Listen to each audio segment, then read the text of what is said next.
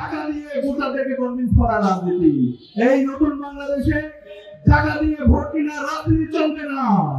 কেউ যদি টাকা দিতে আসে আপনি তার দিকে জোতা ছুড়ে মারবেন, টাকা দিবেন না। আপনি জুলাই বিপ্লবের মাধ্যমে তরুণ এম্পাওয়ার হয়েছে, তরুণরা কাউকে ভয় পায় না, তরুণরা সবসময় ইনসাফকে প্রতিনিধিত্ব করে, তরুণরা সবসময় সত্যকে সত্য বলে।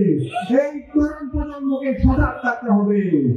আমরা যে প্রজন্ম জুলাইয়ের মাধ্যমে তৈরি হয়েছে তারা গত 3 মেয়াদে তারা ভোট দিতে পারে নাই। আমি এই প্রজন্মকে অনুরোধ করবো, আসন্ন নির্বাচনে আমাদের সতর্ক থাকতে হবে, প্রতিটি কেন্দ্রকে নিরাপদ রাখতে হবে, প্রতিটি কেন্দ্রে যেন আমাদের মা খালা, আমাদের চাচারা এবং সকল ভোটাররা যেন তাদের ভোটাধিকার দিতে পারে, সে অধিকার নিশ্চিত করতে হবে। আর এই টাকা নেওয়া মানে শহীদদের আকাঙ্ক্ষাকে ধারণ না করা, শহীদদের সাথে সুস্পষ্টভাবে প্রতারণা করা।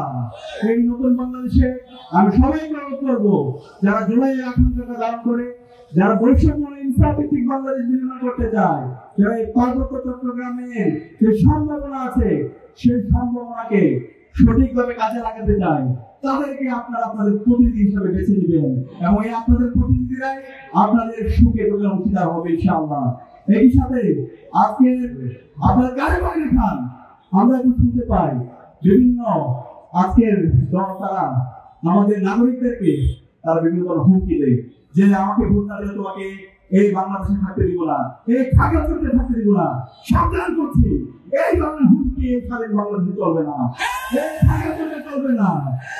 এর আগে বিগত ফেসিবাদী আমলে খুনে হাসিনা তো অনেক হুমকি দিয়েছে, এক পর্যায়ে ছাত্র শিবিরকে নিষিদ্ধ করে দিয়েছিল। আজকে এই খুনে হাসিনা দিল্লিতে বলাইছে ছাত্র শিবির এদেশের মানুষের আশা আকাঙ্ক্ষার বাতিলে পরিণত হয়েছে।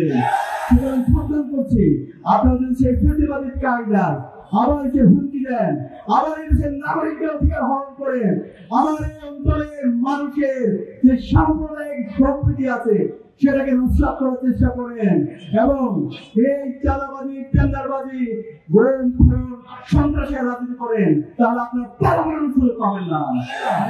কেউ যদি অন্যায় করে জুলুম করে সেই জুলুমের প্রতিবাদ করতে হবে, সেটা যে হোক, সেটা বিএনপি করে আমরা বিএনপির বিরুদ্ধে কথা বলবো, সেটা যদি বামপন্থীরা করে তার বিরুদ্ধে আমরা কথা বলবো, সেটা যদি জামাত ইসলামী করে আমরা তার বিরুদ্ধে কথা বলবো।